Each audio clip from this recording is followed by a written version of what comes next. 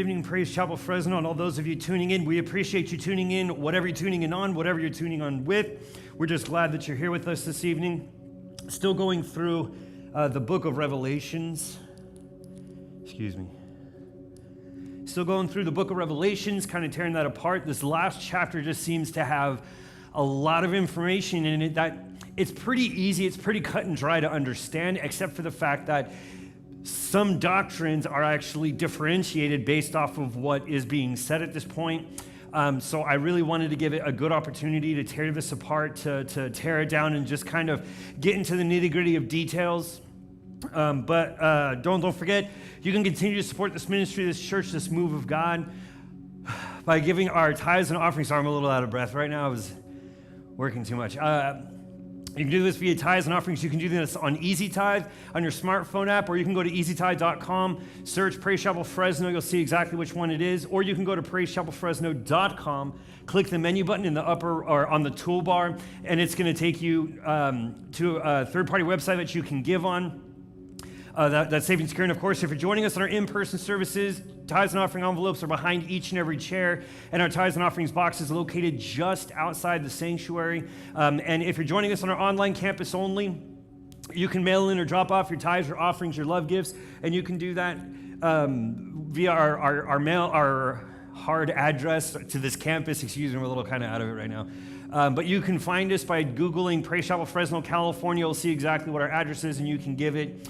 Ladies, don't forget, we do have our Praise Chapel International Women's Conference that's going to be happening in November. It's fast approaching right now, and I kind of fell behind on this one, but just because of a lot of the other things that we were doing as a church, so just wanted to make sure that we were that we're getting in there and getting to it. So that is that's going to be put on by PCI. That's our organization that we're a part of. If you need those details, they're here at the church. You can find them on our website. You can find them. We'll be posting up on social media as well, just so that everybody has all the information that they're going to need for this. It does take a registration. They do give some hotel addresses, so should be a fun time for our ladies. We got a group going down, and if you want some more information about this, you can reach out to Sister Sylvia. If you don't know who that is, just come into our church, grab anybody that you see, and say, I need to talk to Sister Sylvia, and they're going to get you to her. But that'll be happening in November, fast approaching. Just want to keep that on the radar.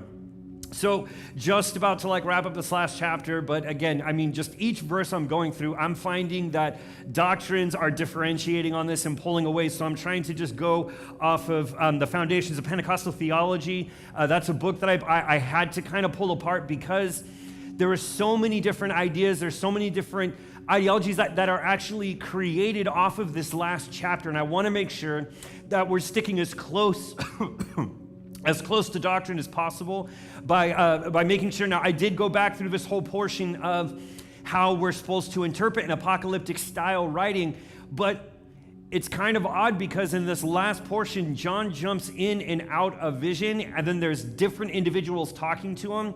And then he makes these statements that kind of seem a bit random. So I wanted to make sure that I was giving you guys out the best information possible that is true to the doctrine that we believe is possible. But I did want to wrap up from some other questions because someone came to me on Sunday and asked all three of them again. And we're just like, I did not know that. So first is the New Jerusalem and heaven. Those are two different places because the New Jerusalem descends from heaven. And this is a lot like the Garden of Eden in heaven. God existed in both places, was able to exist with man in the Garden of Eden, but that wasn't his true dwelling place. It's a very similar situation, in which case we'll have the New Jerusalem that will be down on the earth, and then heaven will still exist. We will be able to eat in heaven, we just won't have to. It'll be there for us. And again, this all really goes back to the curse of sin. And once the curse of sin is broken and is banished, we're no longer held under the sway of death. So that means sin, death, and all that no longer exists, i.e., you don't need to eat to stay alive. But it's going to be available for us to eat.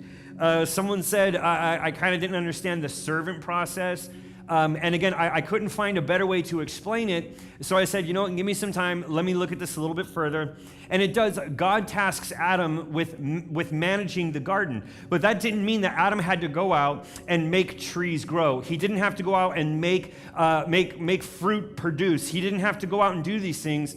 They happened as God intended them to happen. Adam was just there to tend the garden. And he basically, what was his job? He's naming all the animals. He's giving all of this. Someone had to ask me, Pastor Will, did God create dinosaurs? We know we have skeletal remains here, and God doesn't really go into depth with each animal that exists over it. He just creates them. Now, I can tell you that through this, and sorry, this was a question that someone asked me on Sunday, and I'm just kind of merging the two together because of the Garden of Eden.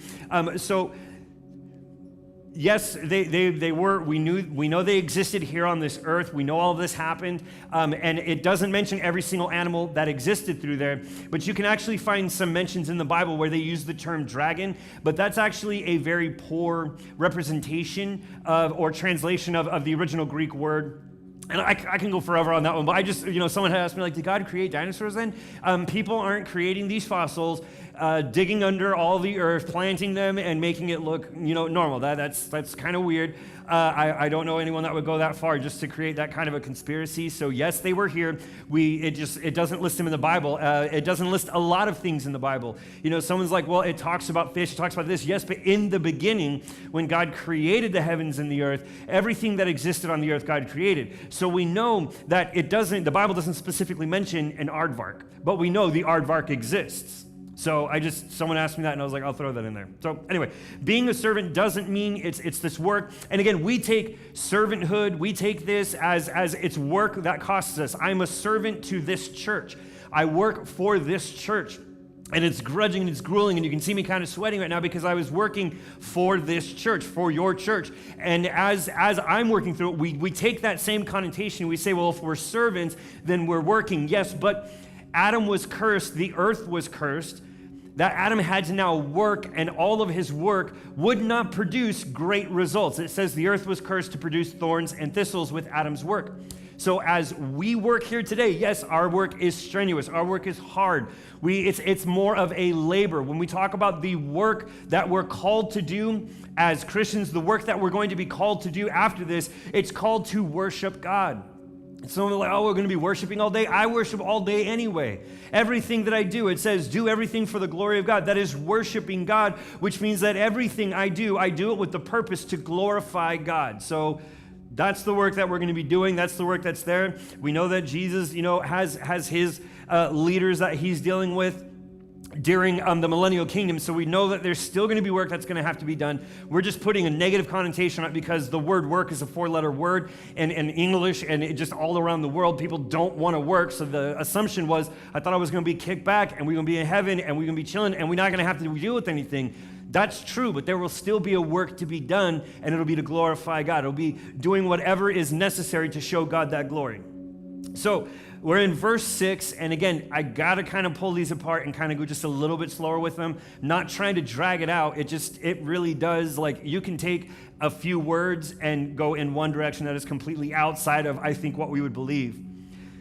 So verse 6 says this, and he said to me, these words are trustworthy and true. The Lord, the God of the spirits of the prophets, has sent his angel to show his servants what must soon take place. So again, this is another shift in perspective. So John says, and then he said to me. So he's being shown the New Jerusalem. He's being shown this, and then the angel basically gets his attention. Instead of showing him something, is now forcing John's perspective to be solely on this angel.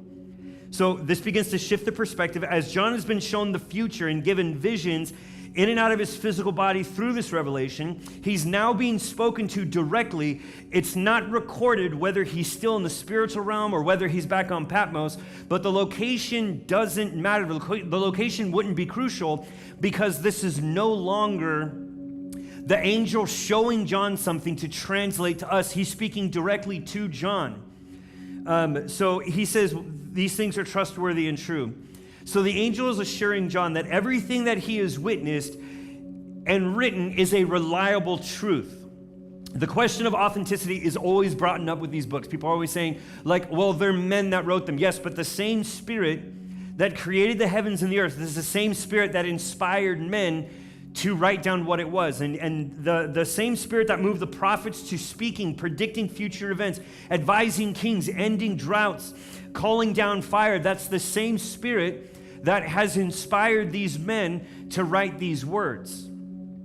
The angel also mentions this as almost a reference point or somewhat of, if you can think of it almost as a compass. So he's saying these words are trustworthy and true. Look, there's a lot of different people throwing a lot of different things out there. And I'm not going to kid myself. I know that some people, you might like be watching something from Elevation Church at some point. You might be listening to some of these social media influencers or these social media pastors that are getting on and giving you details and giving you, edification and saying these things. That's not wrong as long as it lines up with biblical truth. And you have to remember that this last book of Revelations is saying everything that has been written, everything that you've seen is trustworthy and true. But I like to think of that as kind of an ending to the Bible. Whatever these things, whatever has been said from this point to the beginning of creation is all trustworthy and true. So we can measure our lives, we can measure our faith off of what is written in the Bible. So he's telling John, like, all of this is happening, it's all true. And it doesn't have to, we have to be careful, because as I was thinking about this, I'm like, yeah, these things are trustworthy and true, but sometimes, religious leaders can go a little bit out on their own. They can start preaching from opinion rather than from doctrine or biblical truth. They can start going off of these things. So if someone's out there saying you need to sell your house, move to this hill and drink this Kool-Aid, I'm telling, that's not biblical truth. You need to make sure it lines up with the Bible before you start selling, moving, or drinking anything. When it mentions the word soon, that right there is really what kind of separates a lot of these denominations, I'll say. And some of them go off in a bit more weird way, but there's a high denominational split when it comes down to this one word. And that's so like mankind, to take one simple thing and complicate it beyond reason to where people are splitting their faith and saying, well, I believe this and you believe that, and since we don't believe the same thing, we're not friends. The book of Revelations doesn't set or even hint at a precise date. God does not allow man to be so specific in our knowledge of the end times. That's in Matthew chapter 24, verse 36. God discloses enough about the future for us to live each day realizing that it might be the day of Jesus' return. Every day as we wait, we need to live righteously and serve the Lord diligently. Let me see if I have it written down. I might have it written down another one, because this word is used multiple times in this last chapter, and each one will refer back to itself, and they'll say, so soon means that this, and soon means this, and soon means this. And so I had to pull it apart a little bit more. So we'll see in verse 7, it says, "And behold, I am coming soon. Blessed is the one who keeps the words of the prophecy of this book." So now, here's where we have, so you have a change of perspective where John is being spoken to by the angel, and then all of a sudden Jesus is speaking. Because we know it's not an angel that's coming back and telling us, "Behold, I'm coming soon." It's Jesus Christ. So I am coming soon. So the original use of the Greek soon doesn't really translate to a concept of time frame. It translates more towards action. So think of it not, I am coming soon, meaning I'm coming soon in the next month, in the next year. It's an action word. So it's soon, meaning suddenly. I'm coming without announcement. So that's where we start seeing this doctrinal split, is where people start taking the one word and saying, well, soon meant he's speaking to the first century church. He's speaking to them. So he's telling them, I'm coming soon. He's telling them he's coming back for them. But yet if you so they would say, okay, well then the rapture has already happened, and they believe that we're in the millennial kingdom of Christ. And so that's where you start taking these doctrinal splits, and that's where we kind of have to wrap this down and say, okay, if this is where some denominations begin to separate, is off of what one word means in these areas, let's take a focus on that and see exactly what it is. So it's not really about a time frame. It's about how he's going to come back. Not when, but how. So one concept utilized to try and pick this book apart is this one phrase. This isn't Jesus telling the early church that he was coming soon, or the ones that would be reading this letter. If that were the case, John would have been able to explain. So when I was on a message board and there were quite a few people that were tearing it apart and using like other translations and saying this is what it meant and this is what it meant. And so I posed the question, I said, then why was John not able to explain what he saw? He wasn't able to explain the mechanisms of this war. He's giving descriptions of something. If it was for the first century church, if all of this was happening before Jesus Christ came and he came back for the church within that first century and raptured that church or took that, how is it that John couldn't explain what he was looking at? Because if this was all happening within that first century, then what we would see is John would be able to explain what he's looking at because the methods of warfare would be what he's accustomed to. So he'd be able to answer, oh, it's chariots, oh, it's horses. Not it's something that makes the sound of a locust. It flies, it spits fire. Like these kind of things, he would be able to explain fairly easily. And then a lot of them like kind of started responding back as I was checking through the week, but I was like, you guys don't understand what I'm saying. But they're like, no. That's the battle that's going to take place at Armageddon. He doesn't understand that. And I'm like, okay, but all of these other things have to happen in order for us to get to Armageddon, which is when Jesus returned. I'm like, you guys are like going backwards on this. So I just kind of gave up. But again, if John were being shown this, and this was only for that church at that time, he would have been able to explain what he was seeing.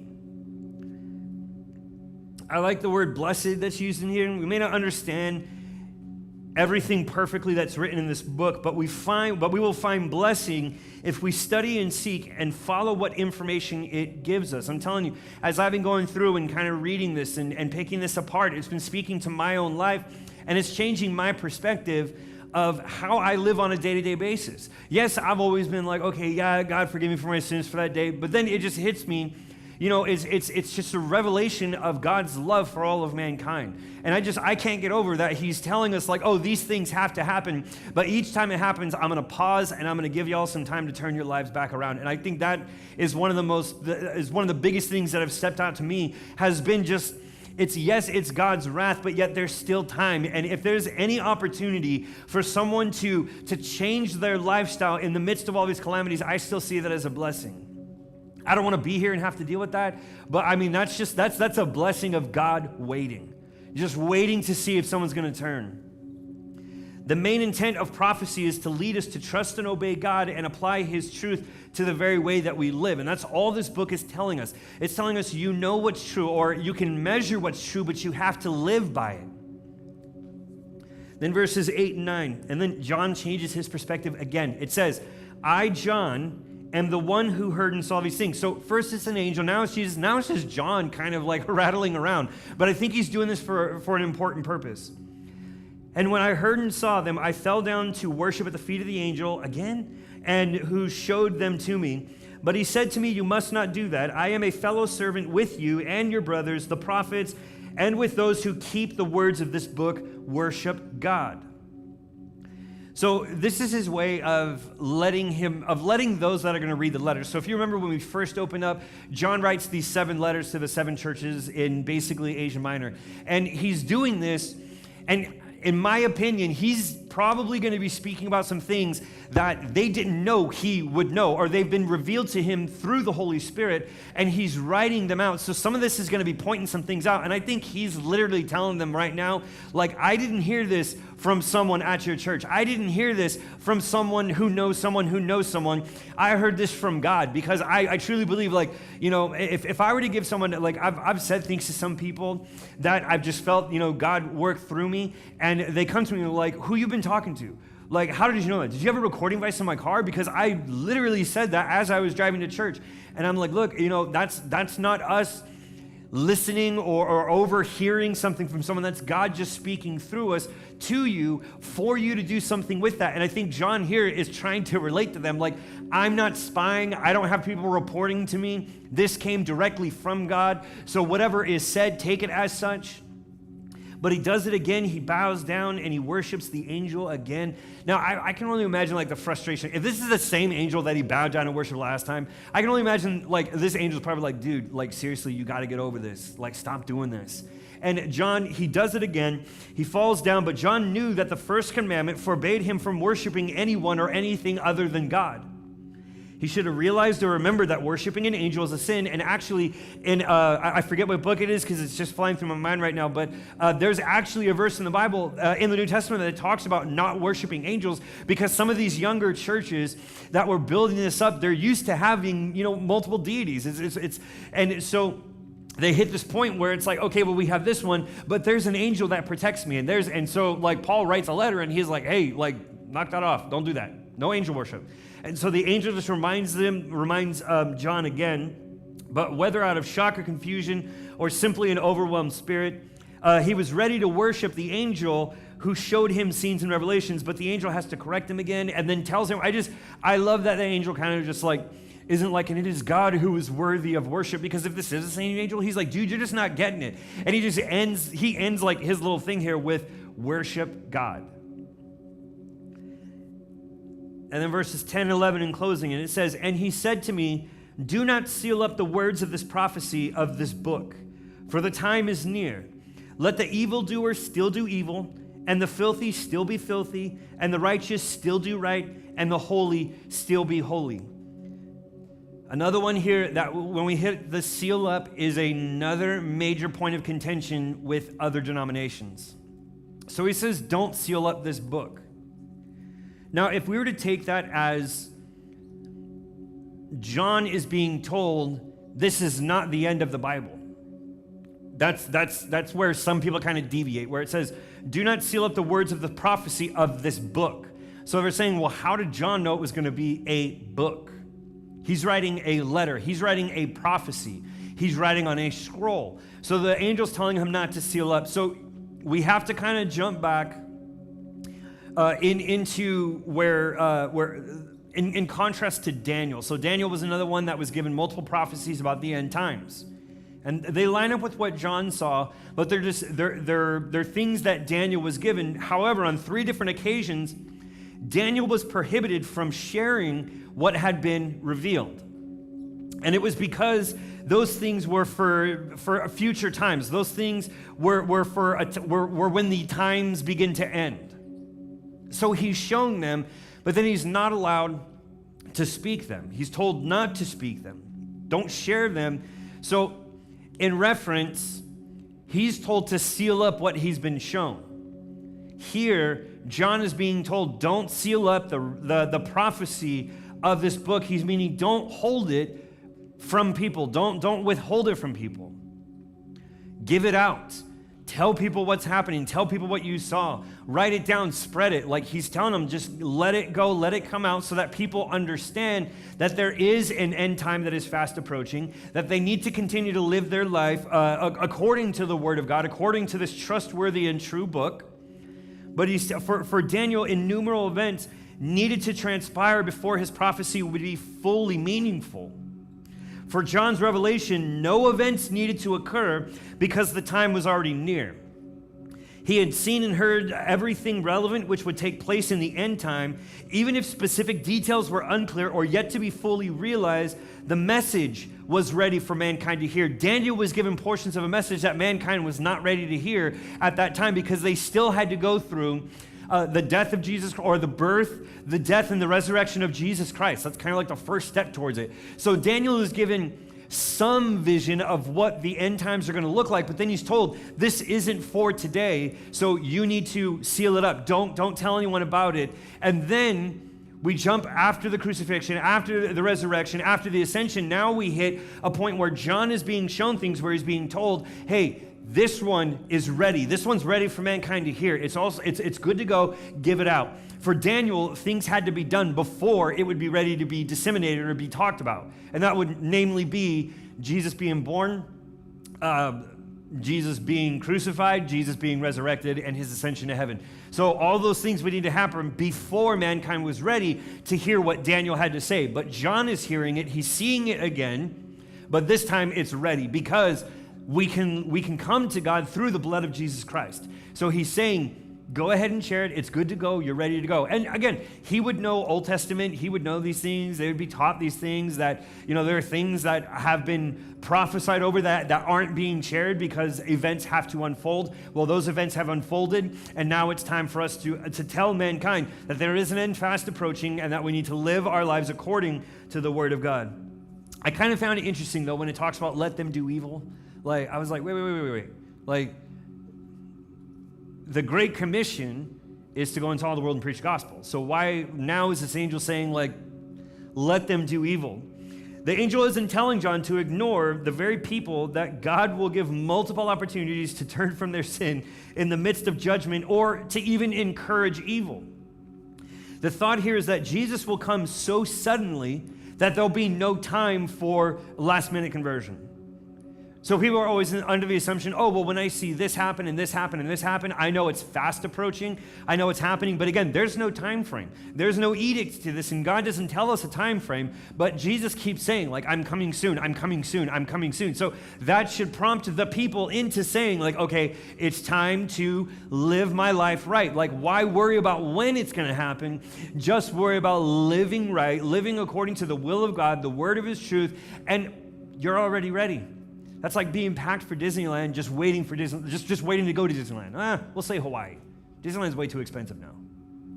But he's telling them, it's not let them continue to do evil. He's saying, like, if you're preaching the word, if you're giving the truth, and they're choosing to ignore it, there's not going to be a time for a last-minute conversion. It's going to happen so suddenly that they're not even going to know that they missed the opportunity. Some people are saying it seems like they're kind of working this up to kind of explain away a rapture, with the way that it talks about, they're declassifying UFO things and all this is happening. And so if we were to disappear, they would just say it was a mass abduction. Yeah, I mean, if you're abducted by the creator of the universe from the earth, if you're raptured from it, like, I don't care how they explain it down here, because as judgment begins to unfold, in the manner in which the book of Revelations has told us it's going to unfold, there is no denying that Christ was real. There is no denying that God is real. And there is no denying that those that had heard the word but chose to turn their backs on God, they're getting exactly what they wanted. The wages of sin is death. It's not an accident. They're working for it. And they'll get exactly what they want, which is to live a life devoid of God. So they'll know God existed, but yet no chance to get to him.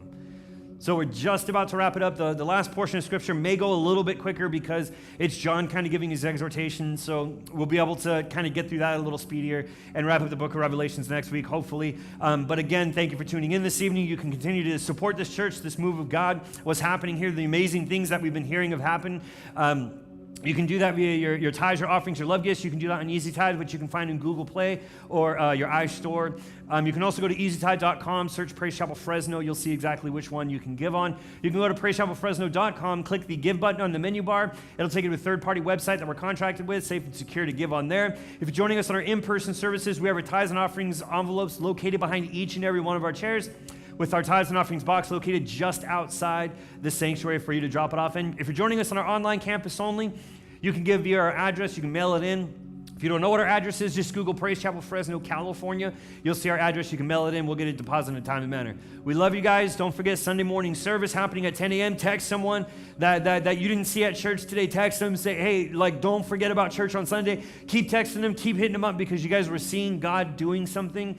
And look, and as we see God do something, you have to also know this, that the enemy is also on the move.